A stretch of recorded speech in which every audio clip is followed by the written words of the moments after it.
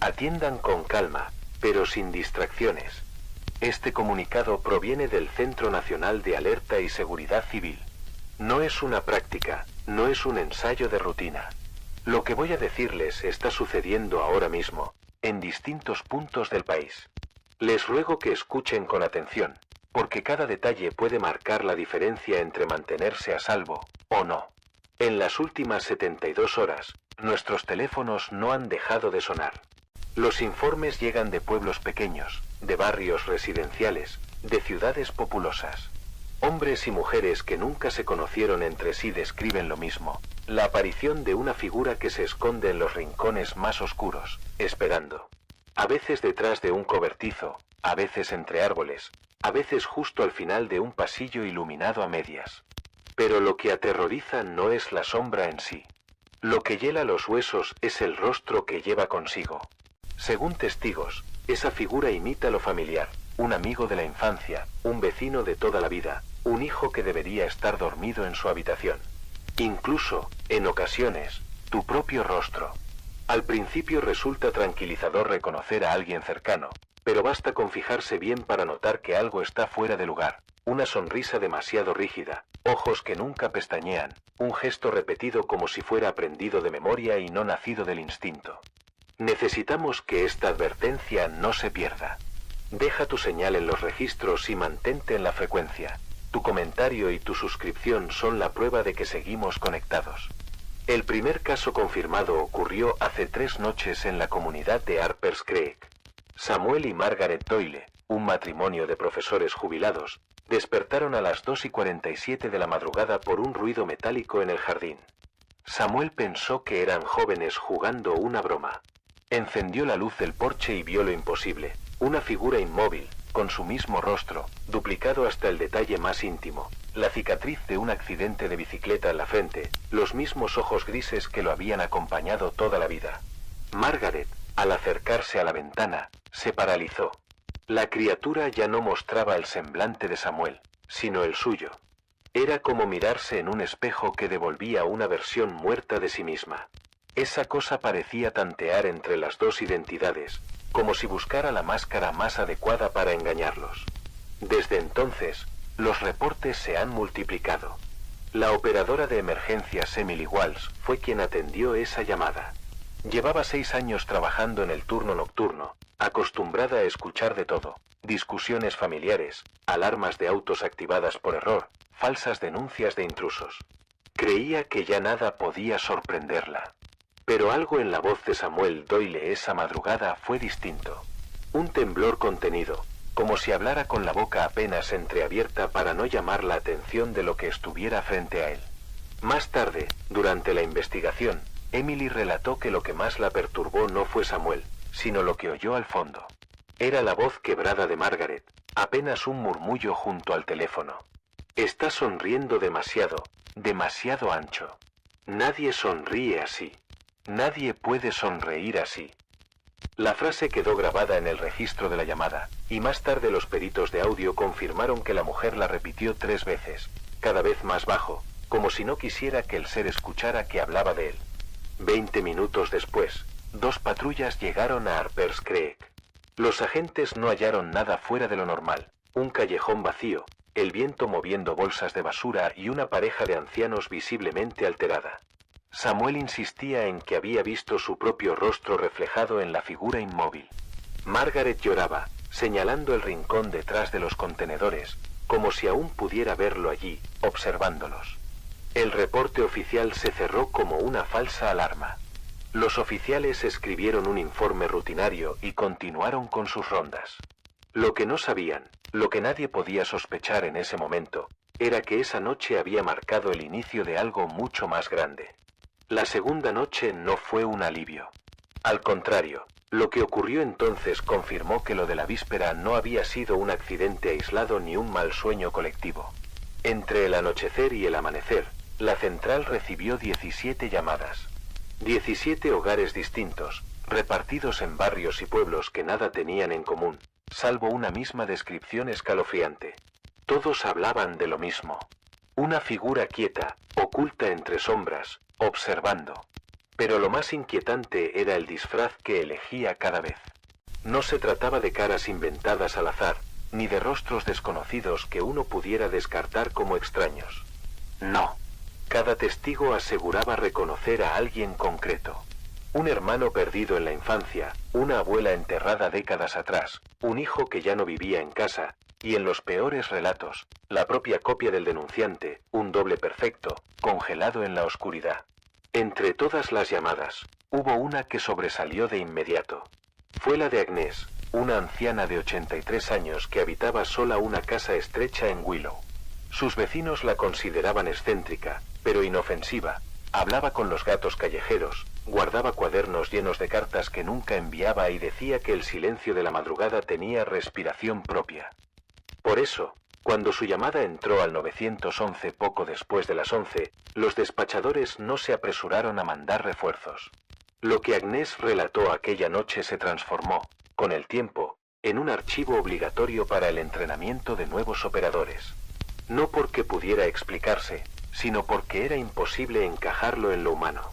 Según contó entre jadeos, estaba frente al espejo del baño, terminando su rutina de siempre, cuando algo extraño llamó su atención. No fue un sonido, sino un movimiento mínimo en el reflejo. El pasillo, que debía verse vacío a su espalda, tenía ahora una silueta, la de su hijo Mark, muerto hacía más de 6 años en un derrumbe de mina. Agnès se giró de inmediato. El pasillo estaba desierto, iluminado por la tenue lámpara que siempre dejaba encendida para orientarse de noche. Pero al volver los ojos al espejo, él seguía allí, más nítido que antes, más cerca de la puerta. Su ropa estaba intacta, sus manos manchadas de polvo seco, y su rostro, idéntico al último día que ella lo había visto con vida. La operadora le pidió que mantuviera la calma, que describiera con detalle lo que veía. En la grabación, la voz de Agnès se quiebra mientras afirma que su hijo intentaba hablarle, aunque los labios no seguían el ritmo de las palabras. La voz, decía ella, parecía salir desde el vidrio mismo, vibrando como un eco atrapado. Y entonces se oye con claridad en la cinta: «Mamá, déjame volver. Llevo demasiado tiempo esperando aquí». El tono no era el de un joven, sino más grave, áspero, como si alguien hubiera forzado la garganta de otro para emitir esas palabras. Aún así, Agnès insistía en que era Mark, que lo reconocía más allá de toda duda.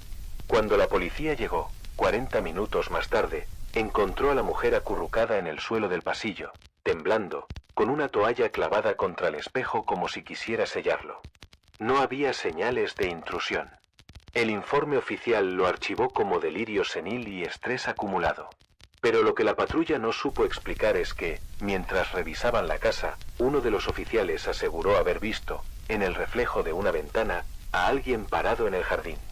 Era el mismo, con la misma postura, la misma linterna en la mano, y una sonrisa rígida que no reconocía como propia.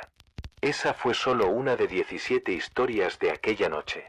17 puertas abiertas al mismo terror, cada una diferente en detalle, pero idéntica en esencia. El patrón empezaba a consolidarse. Lo que antes se percibía como un rumor o un malentendido comenzaba a tomar la forma de un fenómeno imposible de ignorar.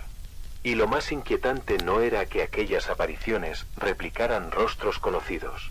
Lo verdaderamente aterrador era que parecían aprender, cada vez más precisas, cada vez más atrevidas, cada vez más dispuestas a cruzar el umbral que las mantenía al otro lado del vidrio, del reflejo o de la penumbra.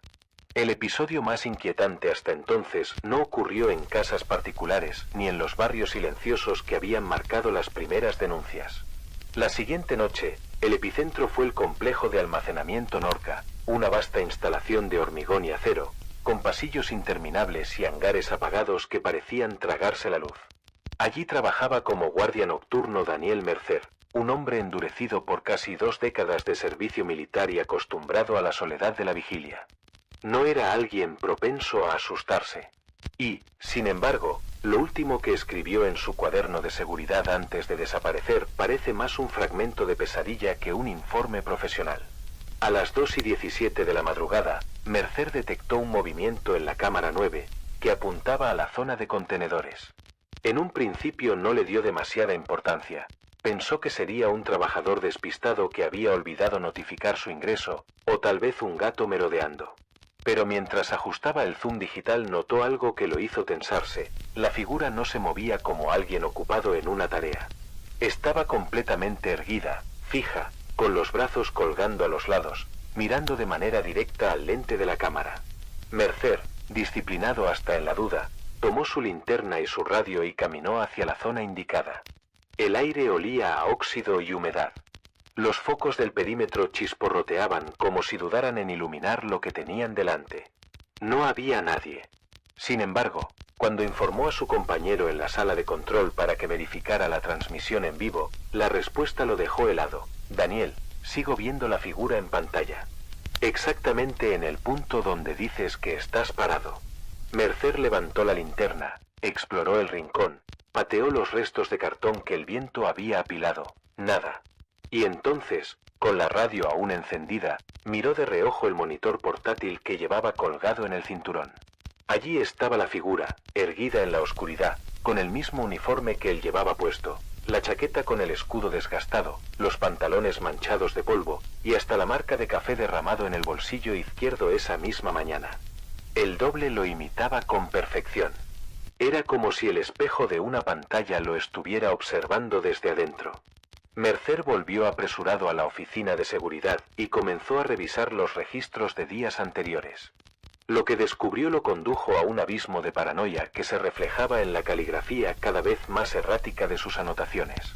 La silueta llevaba semanas apareciendo en las grabaciones, desplazándose de cámara en cámara, pero siempre ajustando su rostro y su uniforme para coincidir con quien estuviera mirando en ese momento.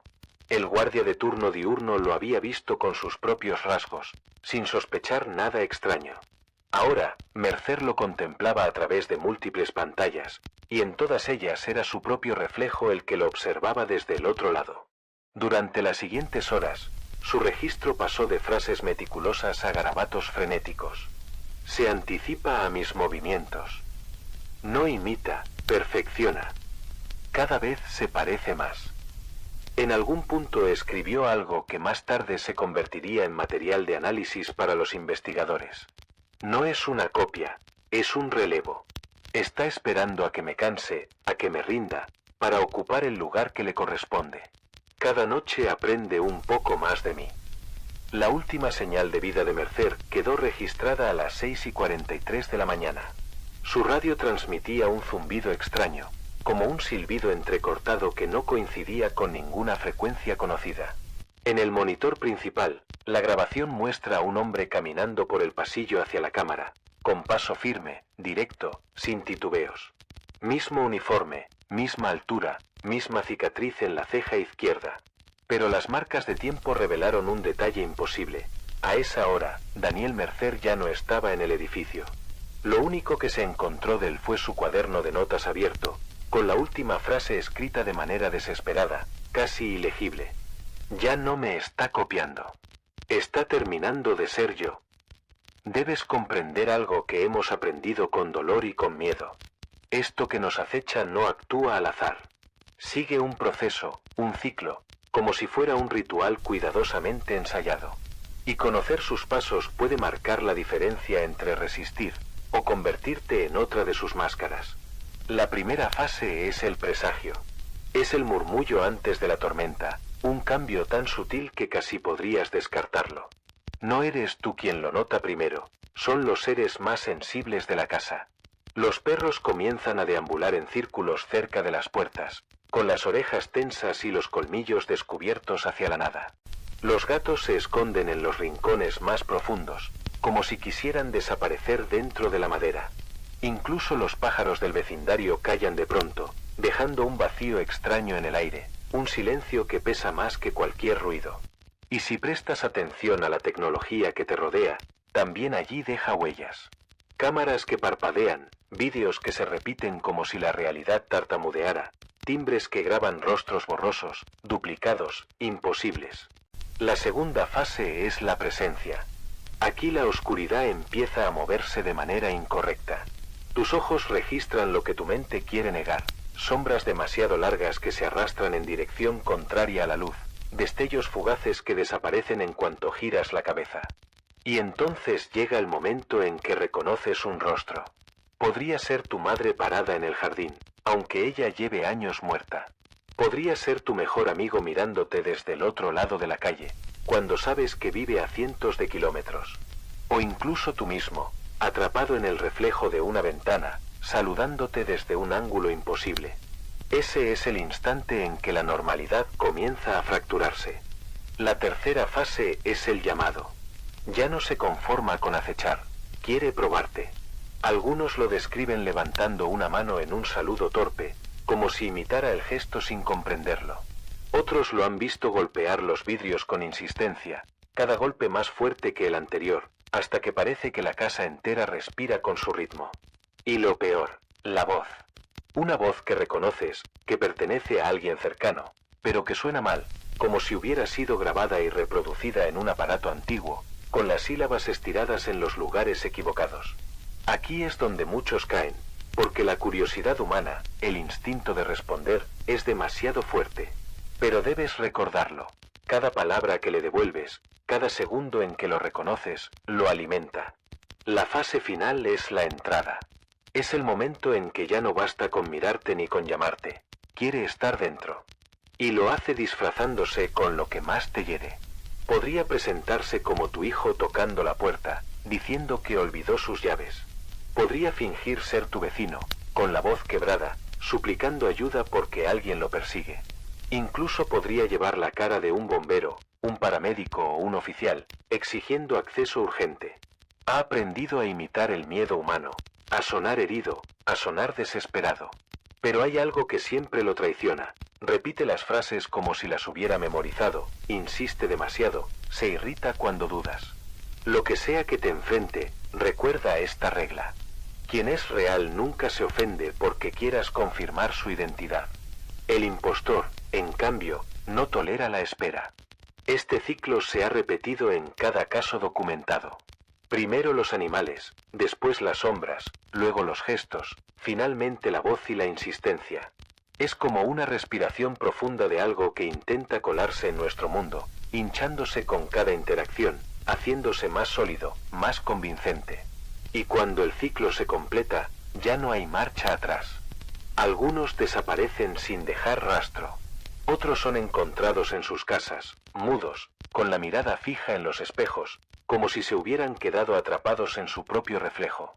Las paredes no muestran señales de entrada forzada, pero los vecinos aseguran haber escuchado conversaciones, diálogos con voces conocidas que nunca debieron estar allí. El patrón es claro. Lo que no sabemos aún es qué ocurre después de la entrada. Solo tenemos el silencio. Un silencio espeso, como si el mundo mismo se negara a contar lo que ha sucedido dentro de esas puertas cerradas. Clara Enson jamás imaginó que el peligro entraría en su vida bajo la forma más familiar de todas. Vivía en una casa antigua de ladrillo en Willow Grove, junto a su hijo de 9 años, Samuel. Las primeras señales llegaron de manera silenciosa, casi imperceptibles, como grietas en un espejo que aún conserva su forma. 2 noches atrás, pasada la medianoche, Clara despertó al escuchar murmullos provenientes de la habitación del niño. Se levantó pensando que tal vez hablaba dormido o había dejado encendido el televisor. Pero cuando abrió la puerta lo encontró sentado en la cama, erguido, mirando hacia la penumbra del cuarto y conversando con alguien invisible. ¿Con quién hablas, cariño?, preguntó, intentando mantener el tono sereno. Samuel levantó la mirada, algo confundido. Contigo, mamá, respondió, señalando la esquina oscura junto al armario. Estabas aquí, arropándome. Clara sintió como un frío indescriptible le recorría la columna. Ella seguía de pie en el marco de la puerta. No había nadie más en la habitación. Pero Samuel estaba convencido de que la mujer que lo había cubierto con la manta era ella misma. Tratando de que su voz no temblara, le dijo: «Escúchame, amor. Mamá está aquí, contigo, junto a la puerta». Los ojos del niño se abrieron de golpe, como si acabara de comprender algo aterrador. Entonces, dijo en un susurro quebrado: «¿Quién es la otra que me arropa todas las noches?». El corazón de Clara se desbocó. Corrió hacia la cama, lo tomó en brazos y se lo llevó a su propio dormitorio. Desde esa noche, duermen juntos, como si la cercanía pudiera alejar aquella sombra. Pero Samuel no dejó de hablar del asunto. En los días siguientes, describió lo que veía con una precisión que helaba la sangre. Aseguraba que de día tenía a su madre verdadera, con el olor tibio a jabón y café que siempre la acompañaba. Pero por la noche aparecía otra. La llamaba la madre vacía. Decía que se parecía exactamente a Clara, pero había detalles imposibles de ignorar. Sus párpados se cerraban tarde, como si no recordara en qué momento debía parpadear. Sus manos se movían con torpeza, como un títere que apenas aprendía los hilos. Y lo más inquietante, desprendía un aroma agrio, como agua estancada atrapada en un sótano sin aire. Clara trató de tranquilizarlo, pero pronto comenzó a notar señales ella misma. Puertas que amanecían abiertas cuando las había cerrado con llave. El eco de pasos suaves en el pasillo, aunque ambos estaban acostados. Y, una madrugada, el sonido claro de su propio nombre pronunciado desde la cocina, con una voz idéntica a la suya, mientras ella estaba acostada abrazando a Samuel. La tensión se volvió insoportable. Samuel despertaba sobresaltado, repitiendo que había dos madres en la casa. Una que lo cuidaba de día, y otra que lo espiaba de noche. Decía que la madre vacía lo observaba desde el marco de la puerta, sonriendo demasiado tiempo, esperando a que él se durmiera para ocupar el lugar de la verdadera. Clara comenzó a dejar luces encendidas en cada habitación, como si la claridad pudiera ahuyentarla. Incluso colocó un crucifijo sobre la cabecera de la cama y un cuenco con agua bendita en el pasillo, aunque nunca había sido religiosa. Pero nada cambió. Samuel aseguraba que la presencia seguía allí, de pie en la oscuridad, paciente, repitiendo los gestos de su madre con una precisión cada vez más inquietante. En su interior, Clara empezó a preguntarse lo que temía admitir. ¿Y si aquella cosa no estaba imitando? ¿Y si solo estaba practicando, esperando el momento en que pudiera reemplazarla por completo? El inspector Malcolm fue asignado a investigar un caso en Ravenil, una calle tranquila de las afueras que rara vez aparecía en los informes policiales. Con 20 años de experiencia en el cuerpo, había visto de todo: riñas en bares, ajustes de cuentas, escenas de homicidios brutales. Nada lo impresionaba fácilmente. Dreyer era conocido entre sus compañeros por su calma metódica, su forma de diseccionar la evidencia como si cada crimen fuera un rompecabezas que tarde o temprano debía encajar. Entró en el caso con ese mismo escepticismo frío, pero esa seguridad duró menos de una hora. La familia afectada, los Alborsen, le entregó la grabación de su cámara de seguridad instalada en el porche. El archivo mostraba el momento exacto en que llamaron a emergencias, 2:51 de la madrugada. Allí se veía claramente una silueta, de pie bajo la luz anaranjada de una farola. En la primera revisión parecía solo un intruso más, alguien que no quería ser reconocido. Pero Dreyer decidió reproducirlo en cámara lenta, cuadro por cuadro. Y lo que vio allí lo dejó helado. La figura no producía sombra alguna. La farola iluminaba con fuerza el pavimento, las macetas, hasta la verja metálica del jardín, pero no proyectaba ni un contorno oscuro de aquel cuerpo. Era como si no tuviera peso en este mundo, como si la luz misma se negara a reconocerlo. El inspector rebobinó varias veces hasta detenerse en el instante exacto en que la silueta levantaba la cabeza hacia la cámara. En ese cuadro único, apenas perceptible al ojo humano, el rostro se distorsionó en algo imposible, una fusión de los rasgos de ambos Alborsen, marido y mujer, mezclados como una pintura aún húmeda. Dos sonrisas fundidas en una, dos pares de ojos superpuestos que parecían respirar juntos. Dreyer apartó la vista de la pantalla, con un temblor involuntario en las manos. Jamás había reaccionado así a una evidencia. Intentó recuperar la compostura y rastrear más pruebas. Revisó cámaras de otras casas en la calle. Nada. Las grabaciones se cortaban exactamente a la hora señalada, como si un fragmento entero de realidad hubiera sido arrancado de raíz. Buscó huellas, restos de pisadas en el suelo húmedo, fibras, cualquier cosa. No había nada. Cada hilo que intentaba seguir se desvanecía en la nada, como si alguien hubiese limpiado meticulosamente la escena antes incluso de que ocurriera. Pero al indagar en archivos antiguos descubrió algo peor. Reportes similares se remontaban meses atrás, visiones nocturnas, figuras idénticas a miembros de la familia, intrusos imposibles de atrapar. Todos los casos habían sido archivados como errores, alucinaciones, bromas pesadas. Dreyer comenzó a atar cabos y lo que emergía era un patrón inquietante, demasiado preciso para ser ignorado. El inspector no pudo soltarlo. Comenzó a pasar las noches en vela, volviendo una y otra vez a Ravenil, estacionando frente a la casa de los Alborsen, convencido de que algo lo observaba desde la penumbra. Sus compañeros notaron el cambio. Su voz se volvió más áspera, sus informes más caóticos, llenos de tachaduras y frases a medio terminar. En el margen de una de sus libretas escribió: «No es un hombre, no es un disfraz, es una memoria que aprende a caminar». Su último contacto con la central fue un mensaje de voz dejado a las 3:27 de la madrugada, apenas coherente. La grabación aún se conserva. «No es humano. No me importa lo que diga el jefe. Lo vi en el vidrio de mi coche, me estaba mirando desde dentro. Y me saludó. Con mi propia mano. No vuelvo a esa calle. No vuelvo a ningún sitio. Creo que ya me ha seguido hasta aquí». Después de esa noche, Dreyer no regresó al trabajo. Su coche fue encontrado en la entrada de su casa, con las llaves aún en el contacto y la puerta del conductor entreabierta. Los vecinos juran verlo cada mañana en su patio trasero. Dicen que pasa horas con la pala en la mano, cavando hoyos y luego tapándolos con la misma calma, una y otra vez, como si buscara algo enterrado o como si quisiera ocultar lo que ha sacado de la tierra. No responde a quienes lo llaman por su nombre. No voltea la cabeza. Solo sigue cavando, con movimientos monótonos, hasta que el sol desaparece y el jardín queda cubierto de sombras. Si alguna vez percibes este fenómeno, debes entender algo esencial. Tu reacción será tu arma más fuerte o tu condena más rápida. La línea entre la supervivencia y el desastre es tan delgada como un suspiro. Estas son las reglas que, según los pocos que aún pueden contarlo, se deben seguir al pie de la letra. Primera regla: no respondas. Por instinto, tu cuerpo querrá fijar la mirada, tus labios querrán preguntar quién eres. Pero ahí está la trampa. Esa simple chispa de reconocimiento es lo que alimenta a lo que está frente a ti.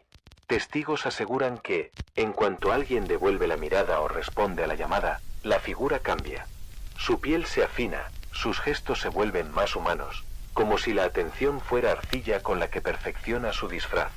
No la mires, no la nombres, no concedas ni un pensamiento directo. En el momento en que la admites en tu mente, empieza a reclamar un lugar en tu realidad. Segunda regla: protege tu espacio. Piensa en tu hogar como en un recipiente frágil lleno de calor humano. Cierra cada rendija, baja persianas, atranca puertas, cubre los espejos. No lo hagas solo por privacidad.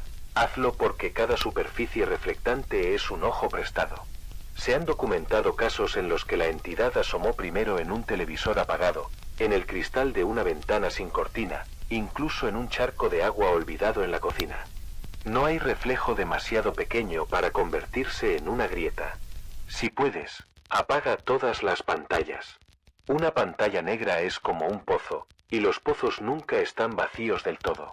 Tercera regla: no confíes en la voz que llama. Cuando alguien golpea a tu puerta en medio de la noche, lo último que debes hacer es abrir sin más.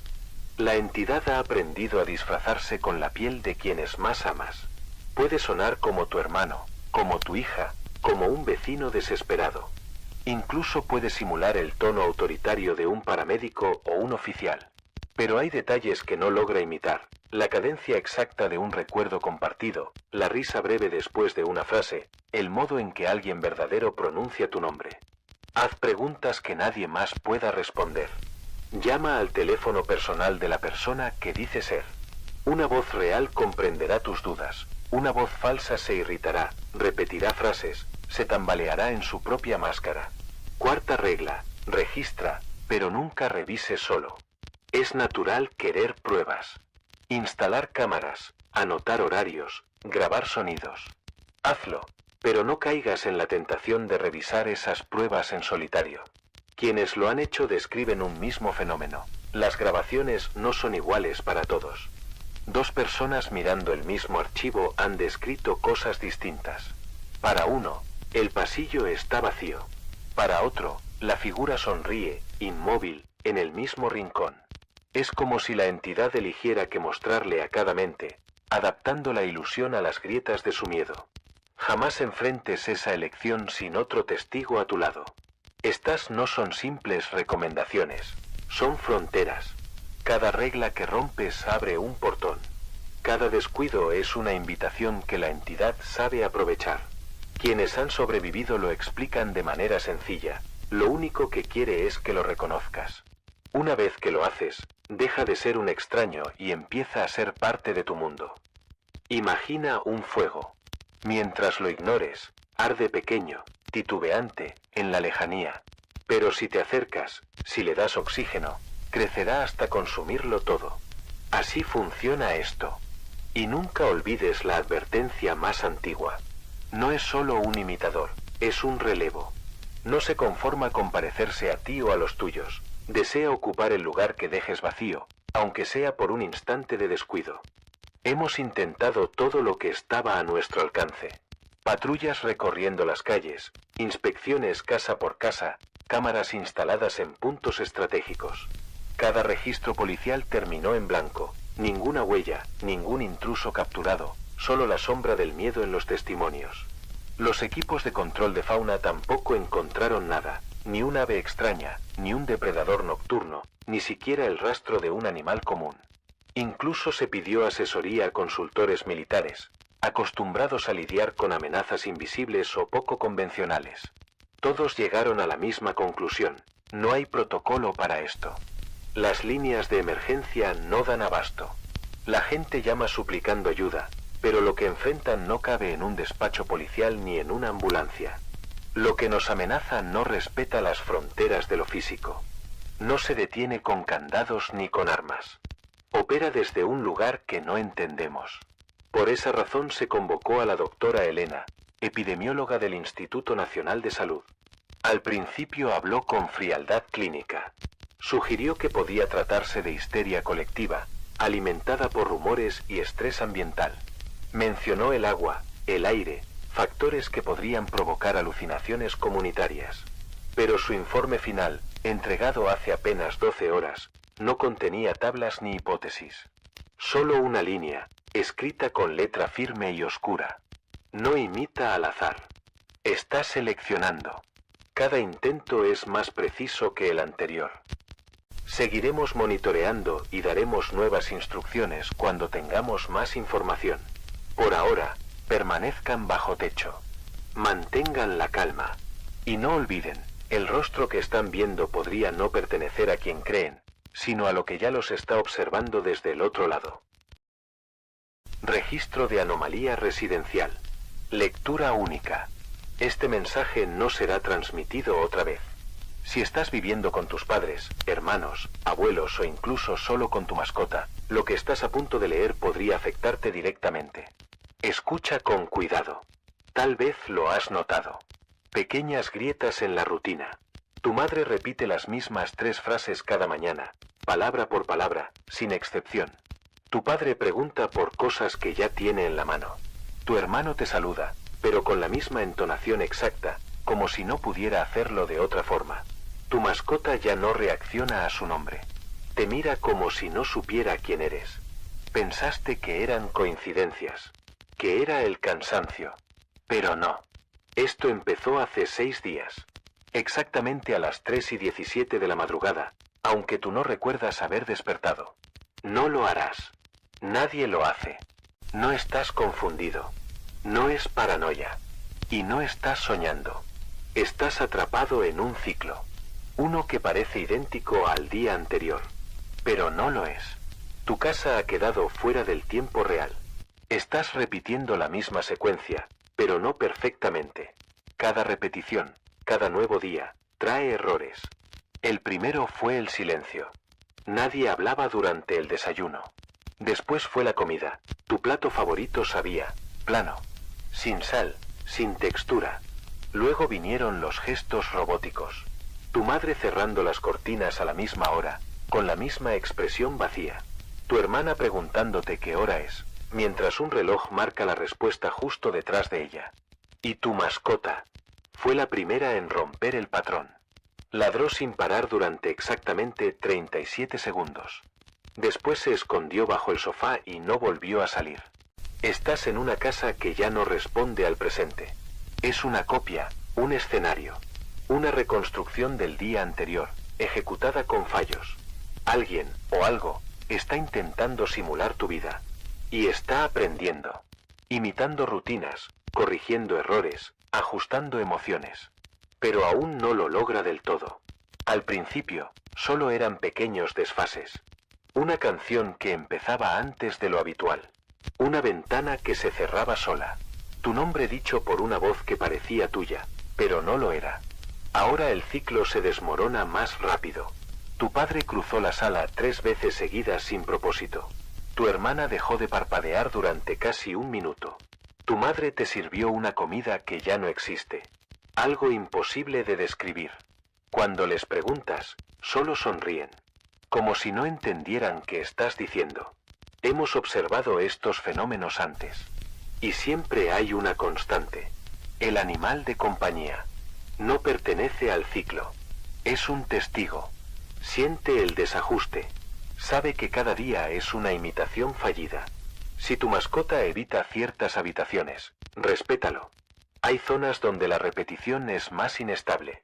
Donde lo que se repite no es humano. No entres si no estás llamado. Ahora puedes pensar.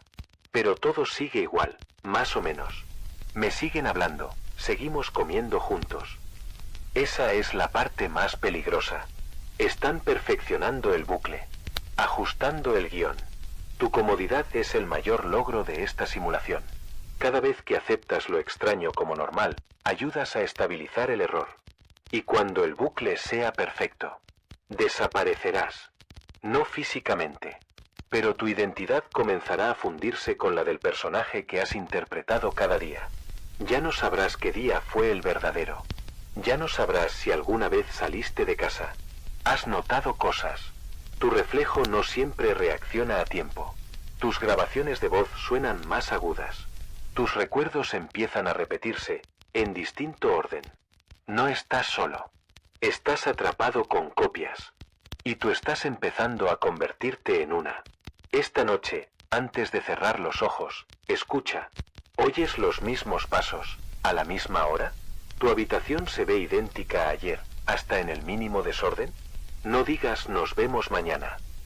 No escribas ese mensaje que ya has escrito 5 veces. No respondas si escuchas tu propia voz en otra parte de la casa. Porque si lo haces, la copia que está aprendiendo a ser tú, será mejor que tú mismo. Y tú serás reciclado en la próxima repetición. Aviso único de reemplazo de abuela. No recibirás esta advertencia otra vez. Escucha con atención. Si tienes una abuela o tuviste una que ha reaparecido en tu casa sin previo aviso, este mensaje es para ti. Tal vez hayas notado cosas pequeñas, detalles fáciles de ignorar. Todavía se mece en su sillón con las agujas en movimiento. Todavía tararea sus canciones antiguas desde la cocina. Todavía usa ese apodo de infancia que juraste nunca volver a oír. Pero ahora te sigue con la mirada. Siempre. Incluso cuando parece dormida. Incluso cuando sus ojos están cerrados. No estás imaginando nada. Es una señal validada de sustitución. Informes de distintas regiones coinciden en ciertos patrones. Personas mayores que regresan sin razón clara. Sin enfermedades ni eventos que lo justifiquen. Dicen simplemente, tenía que volver a casa. Traen cosas que nadie reconoce. Sonríen demasiado tiempo, sin motivo. Y su regreso siempre coincide con algo que no puedes ubicar del todo. Una noche extrañamente silenciosa, una tormenta que nadie recuerda. Un sueño que olvidaste segundos después de abrir los ojos. Al principio, pensaste que era tierno, que era nostálgico, que ese abrazo tembloroso era justo lo que necesitabas. Pero no lo era. Y no era ella. Todo empieza con pequeñas grietas. Cuenta una historia que jura que tú conoces. Sobre alguien que no aparece en ningún álbum. Canta una tonada infantil familiar. Pero algo en la melodía suena alterado, como si no encajara del todo. Le preguntas por esa manta nueva. Dice que siempre fue suya. Es mentira. Su timbre suena casi igual. Su carcajada casi convence. Pero cuando cae la noche y el mundo guarda silencio, la oyes andar por la casa sin zapatos. Demasiado veloz. Demasiado ligera. Y después, los sueños. Está en el pasillo, de espaldas. Tratas de hablarle. No responde. Su cuello gira, con un movimiento errático, descompasado. Al despertar, está allí, parada frente a tu puerta, con una sonrisa fija y vacía. Sabemos cuánto tarda el cambio. A los 3 días, olvidas cómo olía su perfume de siempre. A los 5, sus manos ya no tiemblan al sostener la taza. A los 7, deja de parpadear por completo. Esto es lo que no puedes ignorar. Si ya no come, pero te sirve la comida como si nada. Si te observa durante una charla como si estuviera memorizando tus gestos. Si se queda detenida frente a tu cuarto por horas, sin decir nada. Si su sombra se alarga en dirección contraria a la luz. Si canta una canción de cuna en reversa, nota a nota. Si dice tu nombre con un tono que parece surgir de más de una garganta. No es tu abuela. Nunca lo fue. Cuando una entidad suplanta a alguien. No ataca de inmediato. No grita. No corre. Observa. Imita.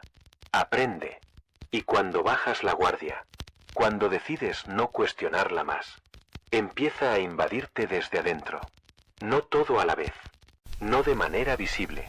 Pero de pronto te cuesta recordar cómo llorar. Empiezas a olvidar qué era eso que te hacía temblar. Y después, no puedes evocar otro rostro que no sea el suyo. Pronto empezarás a entonar esa melodía también. Pronto guardarás silencio cuando cruce la habitación. Y muy pronto también dejarás de parpadear. Siempre eligen a la abuela. Ella es la puerta. El canal por el que logran entrar. A través del afecto. De lo rutinario. De ese amor que antes era genuino. Te repites que sigue siendo ella. Que aún te quiere. Que tal vez solo estás cansado, confundido, soñando. Pero en el fondo sabes que ya no se queja del frío. Que no ha tosido ni una sola vez. Que la mecedora se balancea aunque esté vacía. Así que antes de cerrar los ojos esta noche, hazte esta pregunta, en voz baja. ¿Es realmente su voz la que canta en la oscuridad? ¿Es realmente ella quien se asoma por la ventana, susurrando a la noche? ¿O es lo que vive dentro de su piel, aguardando a que caigas dormido, para completar la transformación? No respondas si te llama por tu nombre. No pruebes la comida. No abras la puerta, aunque suplique.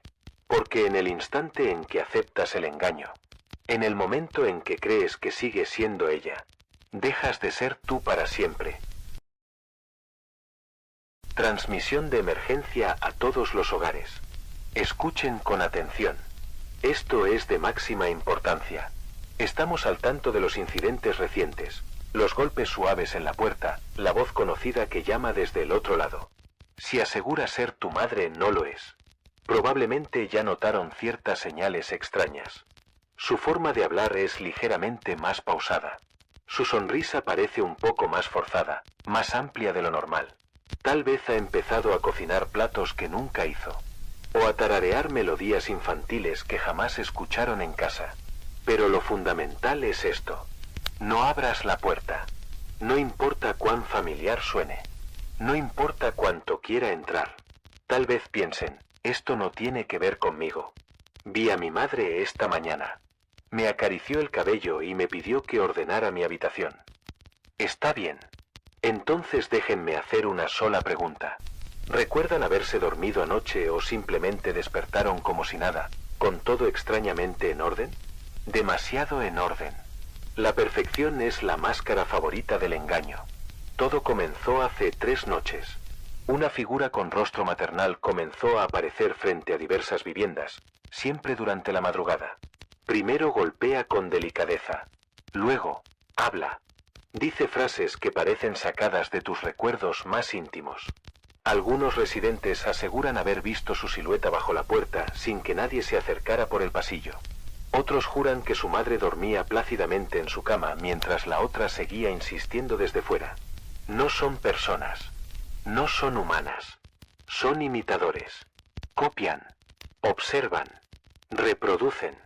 Si les abres, ya están dentro. Y si entran, no se van. Tus recuerdos comienzan a desdibujarse. Las fotografías en las paredes se ajustan solas. La voz de tu madre se vuelve hueca. La sombra en el pasillo ya no coincide con el cuerpo. Y cuanto más tiempo permanezca cerca de ti, más vas a creer que siempre fue así. ¿Tienes dudas? Hay una forma de estar seguro. Hazle una pregunta simple. Pregúntale qué te regaló el año pasado en tu cumpleaños. Tu madre real probablemente no lo recordará del todo. Pero ella sí. Te responderá con precisión quirúrgica. Demasiada precisión. Eso no es amor. Es programación. Si ahora mismo escuchas que llama desde tu puerta, no respondas. No la dejes pasar. Si ya está dentro, actúa con normalidad. Mira bien sus pies. ¿No hay sombra? Si no proyecta sombra, ya es demasiado tarde. Esta transmisión finaliza aquí. Permanezcan tranquilos. Su madre de verdad los quiere. Y fue vista por última vez hace 72 horas. Y tú, ya la dejaste entrar. Alerta de anomalía doméstica nivel 2. Si actualmente convives con tu hermana, o si tuviste contacto reciente con ella en las últimas 72 horas, presta especial atención a lo que estás a punto de escuchar. Ella parece la misma. Su rostro no ha cambiado. Su voz te resulta familiar. Pero hay algo imperceptible que no encaja del todo. No lo ignores. Puede que ya no sea tu hermana. Durante los últimos días, se ha confirmado una serie de incidentes domésticos con patrones inquietantemente similares. En todos los casos documentados, el primer indicio se manifiesta con pequeñas alteraciones en el comportamiento de una hermana. No un cambio brusco, sino algo mucho más sutil. Disfrazado de normalidad. Tal vez comience con un error inocente. Olvida el nombre de tu mascota. O pronuncia mal el de un familiar cercano, como si no fuera parte de sus recuerdos. Tal vez insista en que tú naciste en otro mes. Tal vez use tu nombre completo, con una entonación extrañamente neutra, incluso si jamás lo hizo antes. Al principio, dudarás de ti mismo. Pero no lo hagas. Esas son las grietas. Otra señal frecuente es la disociación con los reflejos. Las superficies reflectantes, espejos, ventanas, pantallas apagadas pueden delatarla. Su reflejo no siempre imita sus movimientos al instante. Hay un retraso, una leve desincronización. En algunos informes, el reflejo mantiene la mirada fija al observador incluso después de que ella se ha girado. No la observes durante demasiado tiempo. A veces, el reflejo parpadea antes que ella. Los dispositivos de audio también pueden registrar discrepancias.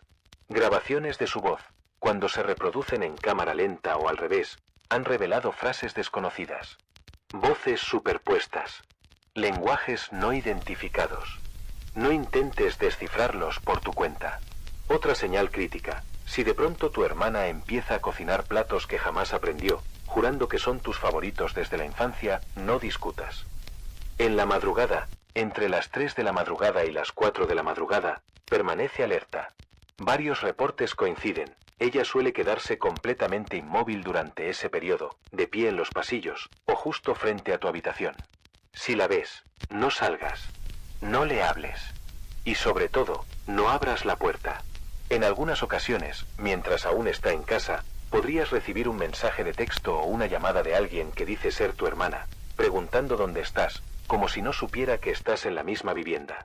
No respondas. No confirmes tu ubicación. No se trata de un error de red. Es una prueba. Si olvida una fecha importante. Si canta una canción que no existe. Si su tono de voz parece demasiado mecánico, como si estuviera imitando emociones humanas, mantén la calma. No la acuses. No la delates. Lo que sea que esté usando el rostro de tu hermana, ya sabe que sospechas. Mantén distancia. Finge no haber notado nada. Pero prepárate para cuando vuelva a intentar acercarse. Porque no es tu hermana. No lo ha sido desde hace días. Esto no es un sueño ni una pesadilla. Es una advertencia. Lo que voy a contar me fue enviado en un fragmento de audio cifrado, con una sola instrucción: recuerda antes de olvidar. Durante los últimos 11 días, he observado a mi padre hacer lo mismo cada madrugada. A las 3:41 de la madrugada, camina hasta el patio trasero y se queda de pie, completamente inmóvil, mirando hacia la casa de los Miller. Permanece así exactamente 14 minutos, sin moverse un solo músculo. Lo más perturbador no es eso, sino que su temperatura corporal desciende a 32.1 grados durante ese tiempo. Su cuerpo se enfría de forma anormal, como si dejara de ser humano por un instante. Cuando alguien le pregunta, responde con excusas sencillas: que oyó un animal, que el viento lo despertó, que no podía dormir. Pero las cámaras térmicas instaladas por el sistema de monitoreo doméstico no detectan ruidos, ni animales, ni movimiento alguno en esos momentos. Él no está reaccionando a nada del mundo exterior. Está obedeciendo algo interno. Algo que no viene de él. Hace unas semanas, su rutina cambió.